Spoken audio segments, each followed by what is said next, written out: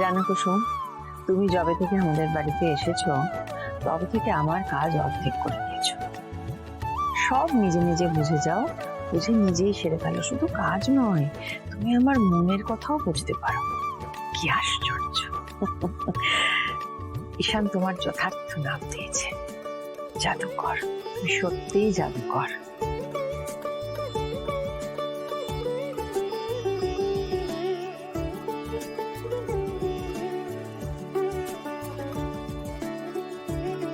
ভালো থাকো, সুখী থাকো।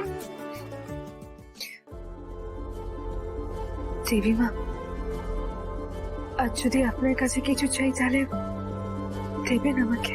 তুমি তো কখনো কিছু চাওইনি আমার কাছে, এই প্রথমবার কিছু চাইছো, তাও আবার আজ তোমার জন্মদিন। দেব না? বলো কি চাও।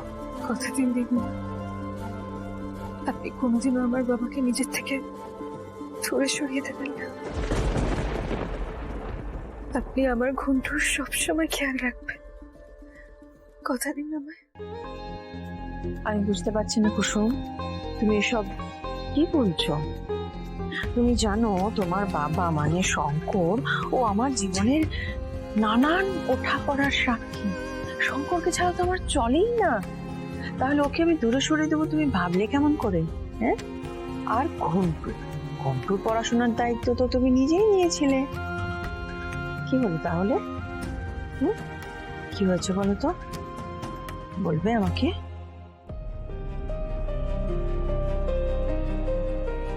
কথা দিন দেবীমা।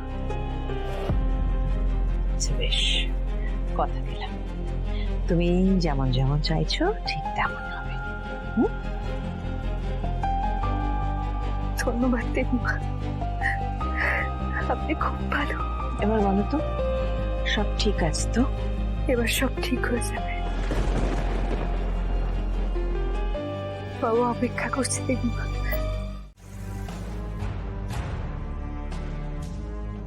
আমি বেঁচে থাকতে চাই না, আমি মরতে চাই না।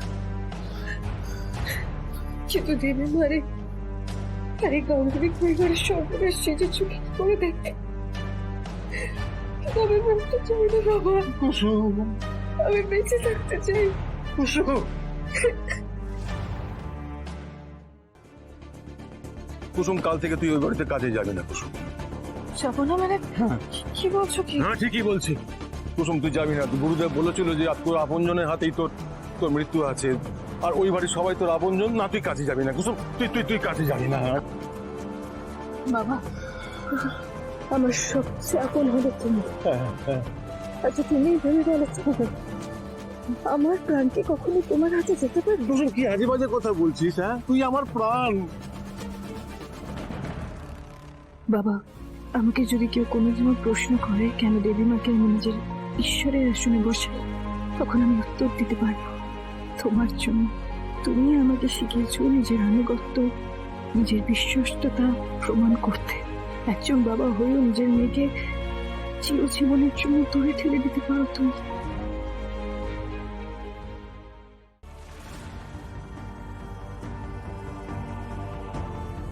I love you.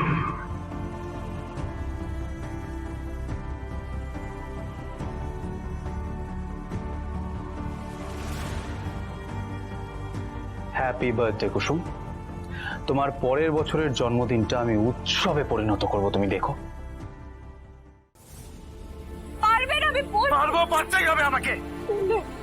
তুমি নামাও আমায়।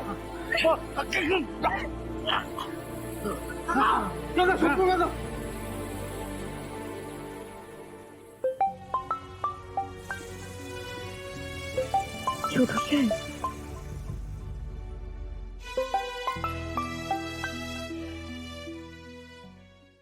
কি হলো কুসুম, আমার ফোনটা কেটে দিল কেন? কোনো প্রবলেম হয়নি তো?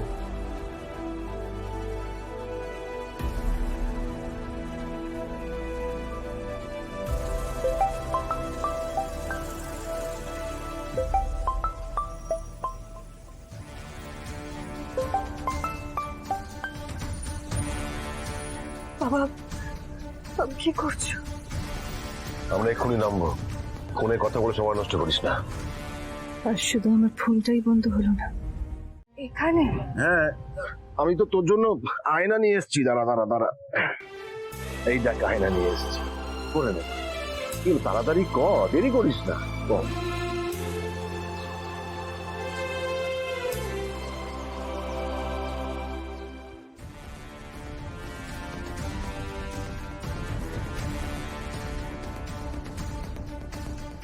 আচ্ছা দিদি, বলছি একে একটু দেখুন না, একে চিনতে পারছেন? মন্দিরের আশেপাশে কোথাও আপনারা একে রেখেছেন? একটু একটু ভালো করে দেখুন না, দেখুন না। হ্যাঁ, চিনতে পারছেন না? শঙ্কর কাকা তো অটো চালককে বলেছিল কোন একটা মন্দিরে যাচ্ছে। আমি আমি এই মন্দিরে না পেলে আর আর কোন মন্দিরে খুঁজবো, আর কোথায় খুঁজবো? আমি আমি আমি শঙ্কর কাকার ছবি একবার ওনাদেরকে দেখাবো। আচ্ছা বলছি, দেখুন তবে এনাকে রেখেছেন, এনাকে মন্দিরে রেখেছেন? একটু একটু ভালো করে দেখুন না প্লিজ, একটু দেখুন না। এনাকেও দেখেননি?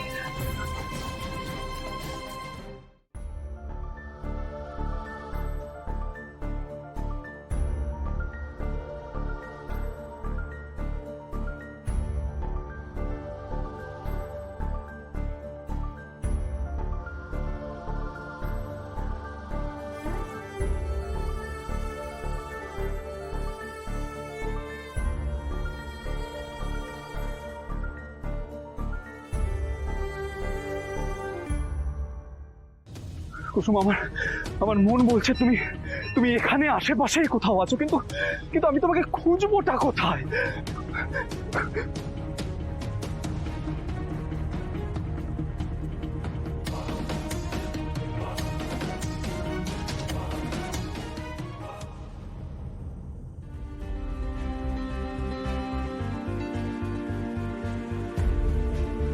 ছোট সাহেব,